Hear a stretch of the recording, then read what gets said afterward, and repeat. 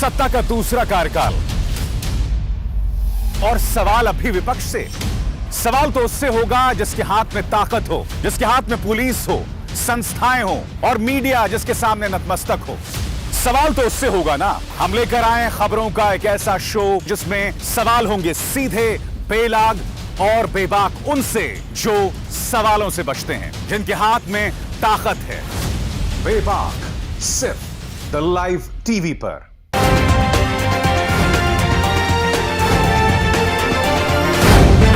The live TV, सच सबसे आगे।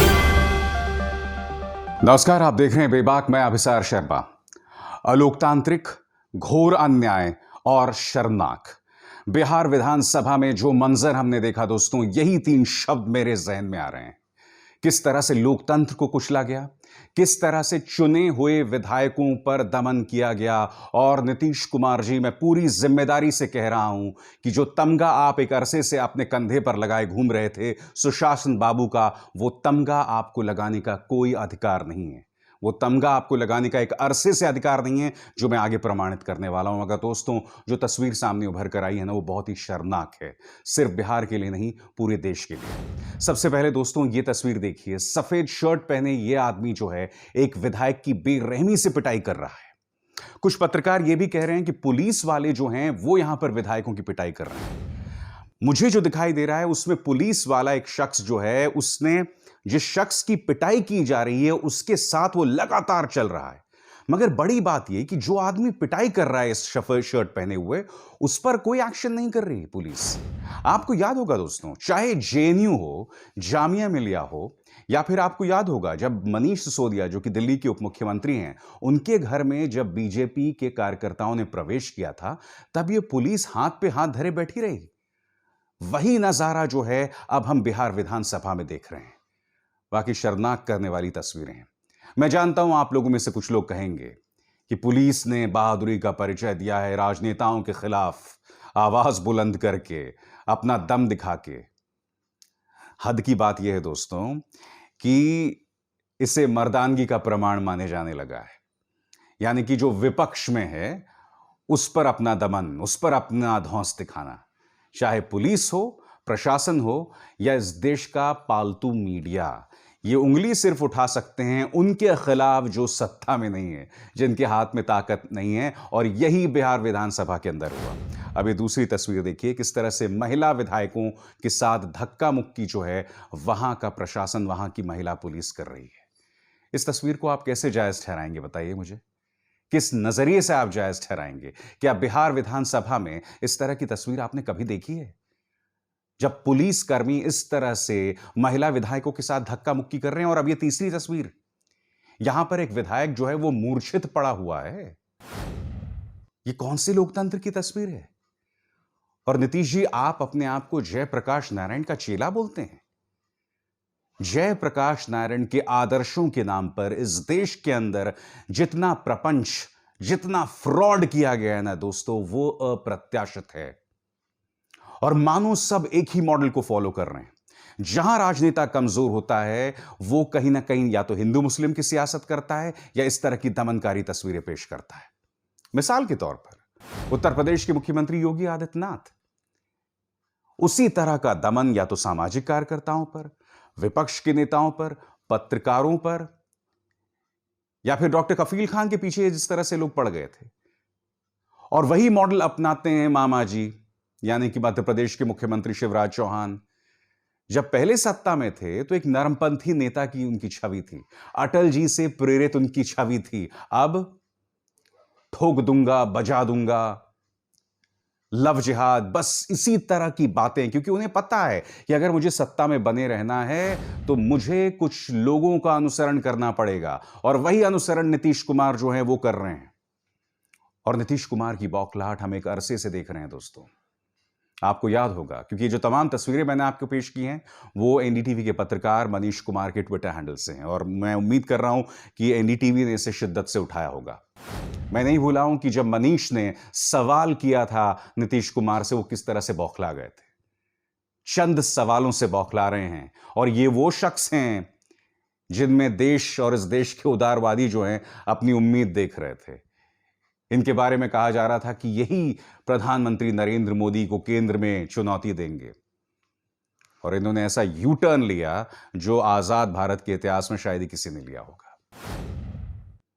इस मुद्दे पर तेजस्वी यादव ने अपनी आवाज बुलंद की है। क्या कह रहे हैं तेजस्वी यादव, दोस्तों आप खुद सुनिए। आम नागरिकों को पकड़ा जाएगा, बोलेगा चलो थाने दो, थोड़ा आरसीपी टैक्स दो, आरसीपी टैक्स दो, नहीं तो ले जाएंगे। बोलेगा मेरा जुर्म क्या है, नहीं, पुलिस बोलेगा कि हमको विश्वास है कि तुम अपराधी हो, चलो जे।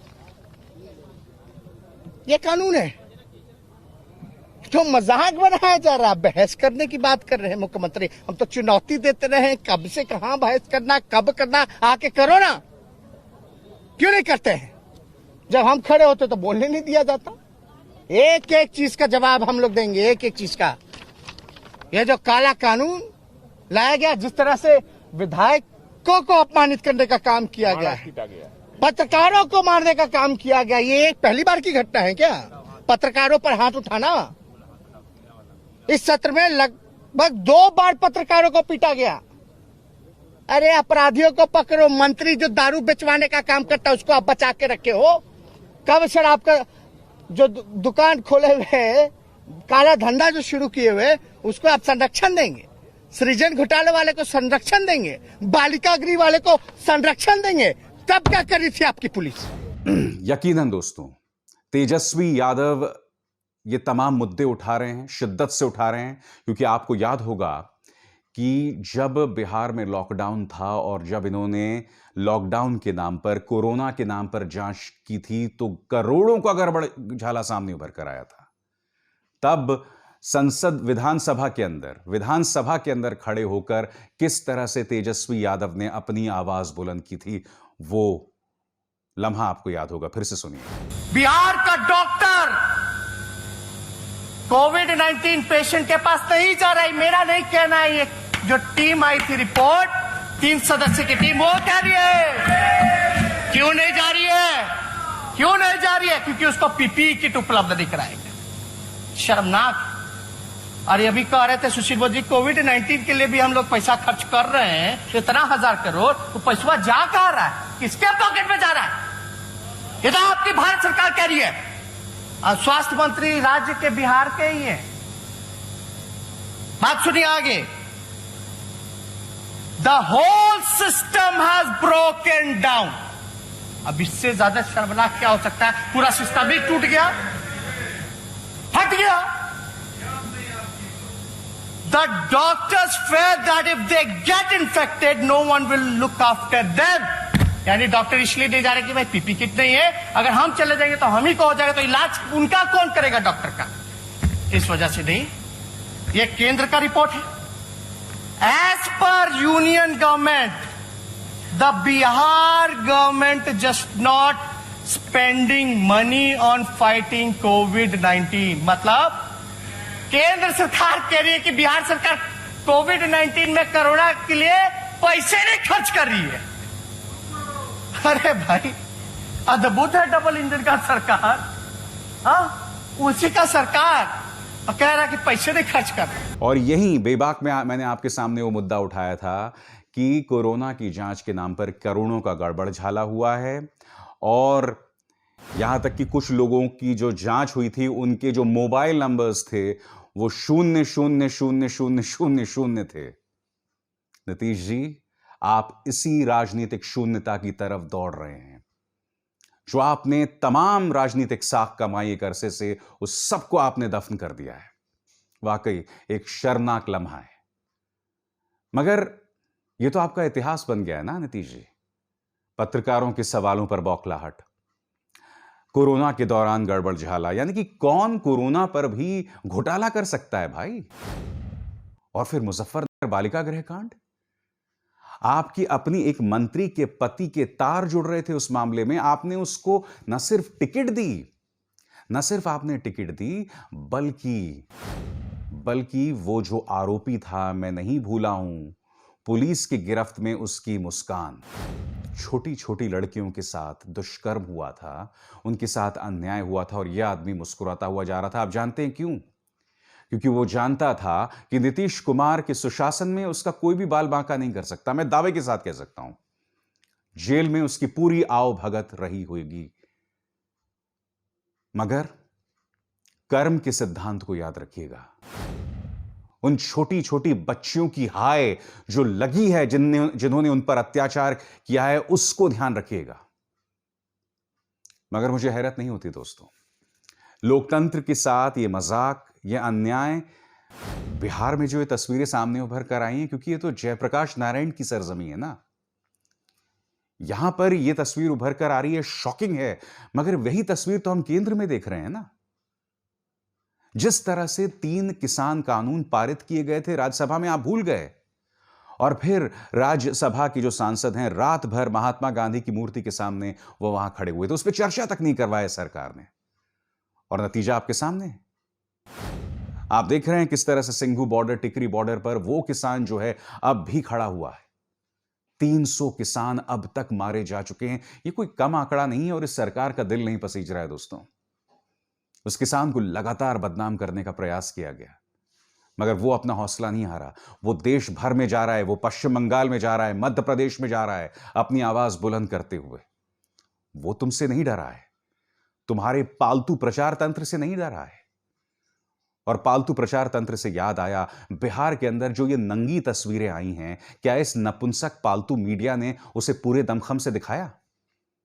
इनका पूरा ध्यान महाराष्ट्र की तरफ है, और होना भी चाहिए, क्योंकि अगर वाकई सचिन वाजे नाम का यह शख्स वहां के गृह मंत्री के साथ मिलकर इतने बड़े एक्सटॉर्शन का रैकेट चला रहा था, पुलिस भर्तियों को लेकर इतना बड़ा गड़बड़ झाला था, तो ठीक है, यह मुद्दा उठना चाहिए। मगर मीडिया इसे सिर्फ इसलिए उठा रहा है क्योंकि उठाने वाली बीजेपी है। क्योंकि बीजेपी को वो हिंदी में अंग्रेजी में एक एक्सप्रेशन होता है, वेट ड्रीम्स मिल रहे हैं। सपने आ रहे हैं कि वो अब महाराष्ट्र की सत्ता में आसीन हो जाएंगे। मीडिया उनकी मदद कर रहा है, सिर्फ इसलिए महाराष्ट्र उठ रहा है, इसलिए नहीं कि वहां कोई बहुत बड़ा गड़बड़ झाला हुआ है, नहीं। मगर बिहार में ये लोग पूरी तरह से खामोश हैं। और दुख की बात यह दोस्तों, ये तमाम जो मीडिया हाउसेस हैं ना, न्यूज रूम्स में बिहार से ढेरों पत्रकार भरे हुए हैं। ढेरों ऐसे न्यूज चैनल्स हैं जिनके संपादक बिहार से हैं, मगर ये तमाम जो नपुंसक संपादक और ये एंकर्स, ये पत्रकार खामोशी से देख रहे हैं। इस देश का मध्यम वर्ग ही खामोशी से देख रहा है। वो कह रहा है मैनू की, मुझे क्या। और आज मैं एक भविष्यवाणी करने वाला हूं दोस्तों। आप में से कई लोग जानते हैं कि आम आदमी पार्टी सरकार को कमजोर करने के लिए केंद्र सरकार ने लोकसभा में एक ऐसा बिल पारित कर दिया जिसका अर्थ यह हुआ कि आगे से सरकार का मतलब उपराज्यपाल होगा। आम आदमी पार्टी सरकार को हर फैसले के लिए उपराज्यपाल के दरवाजे पर जाना पड़ेगा। इसका उद्देश्य क्या था, इसको समझने का आपको प्रयास करना पड़ेगा। इसका उद्देश्य सिर्फ यह था कि अब क्योंकि बीजेपी को सत्ता नहीं दी दिल्ली वालों ने, इसलिए बदला निकालो दिल्ली से। ये कोई अरविंद केजरीवाल के लिए झटका नहीं है, ये दिल्ली की जनता के लिए झटका है। क्योंकि आगे से अरविंद केजरीवाल जो भी फैसला लेना चाहेंगे दिल्ली की जनता के लिए, इन्हें मिन्नतें करनी पड़ेंगी उपराज्यपाल के सामने जाने के लिए।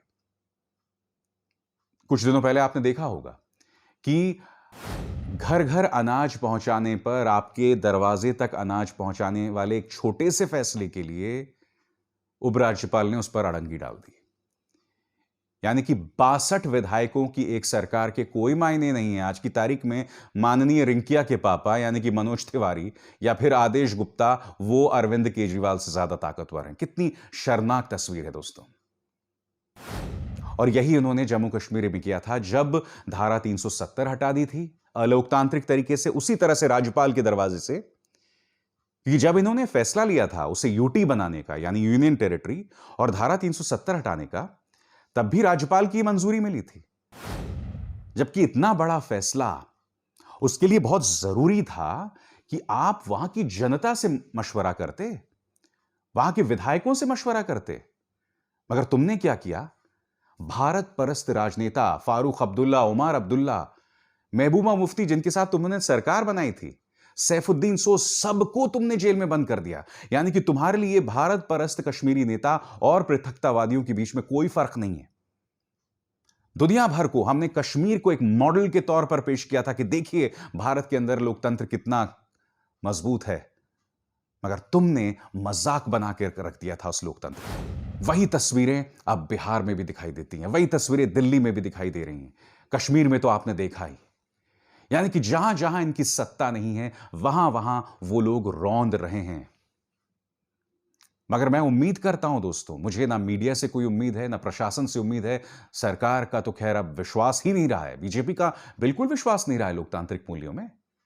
मगर मुझे उम्मीद है दोस्तों कि तेजस्वी यादव सरीखे राजनेता जो हैं वो अपनी आवाज बुलंद करेंगे। इस देश की उम्मीद इसी तरह के क्षेत्रीय नेताओं के साथ है और मैं उम्मीद करता हूं कि तमाम राज्यों में जो इस तरह के क्षेत्रीय नेता हैं वो सामने उभर कर आएंगे और वो अपनी आवाज बुलंद करेंगे। क्योंकि अगर कुछ लोग ये सोच रहे हैं कि कल को जब हम सत्ता में आएंगे हम भी इसी तरह का काम करेंगे, तो वो इस मुगालते में ना रहें। और आप जानते हैं ऐसा क्यों हो रहा है? ऐसा सिर्फ इसलिए नहीं होता है कि सरकारें ऐसा करती है, नहीं, ऐसा इसलिए होता है क्योंकि आम जनता है वो अपने आंख मूंद लेती है। इस देश का मध्यम वर्गीय परिवार वो अपने आंखें मूंद लेता है, क्योंकि वो मध्यम वर्गीय परिवार जो है उसे लगता है कि मुझे क्या करना है। वो मध्यम वर्गीय परिवार जो अब तक इस देश का कॉन्शियंस कीपर माना जाता था, मगर 2014 में वो हिंदू मुस्लिम में बढ़ गया। उसे सिर्फ ये दिखाई दे रहा है कि शायद अगर ये लोग सत्ता से चले गए तो देश पर मुगलों का राज्य हो जाएगा। मुझे आपकी मानसिक स्थिति पर हंसी आती है दोस्तों। हर गली कूचे पर इसी तरह से लोकतंत्र का अपमान किया जा रहा है। या तो सरकारें करती हैं, या तो पुलिस करती है, या तो भारतीय जनता पार्टी की सोच से इत्तेफाक रखने वाली कट्टर संस्थाएं करती हैं। ढेरों ऐसी मिसालें और उन पर कोई अंकुश नहीं है। आप अपने अंदर की इंसानियत को मार रहे हैं। लोकतंत्र में विश्वास ना करके आप उस संघर्ष को बेमानी बता रहे हैं जिस संघर्ष के चलते हमें आजादी मिली थी। बाबा साहब अंबेडकर ने एक संविधान की संरचना की थी और उनमें कुछ मूल्य निहित थे। उन मूल्यों की अब कोई बात नहीं करता है। जिन लोगों ने आपातकाल में अन्याय का सामना किया, आज वही अन्याय के सबसे बड़े प्रतीक बन गए हैं। जिन्होंने आजाद भारत के लिए, आजादी के लिए संघर्ष में कभी भाग ही नहीं लिया, जो लोग भारत छोड़ो आंदोलन के दौरान जो है अंग्रेजों के साथ खड़े थे, आज की तारीख में वो हमें देशभक्ति का पाठ पढ़ाते हैं। ये इस देश का दुर्भाग्य है। मगर मुझे उम्मीद है दोस्तों सूरत बदलेगी। मैं एक आशावादी हूं और बेबाक में मैं इसी तरह से अपनी आवाज बुलंद करते रहूंगा। अभिसार शर्मा को दीजिए इजाजत। नमस्कार।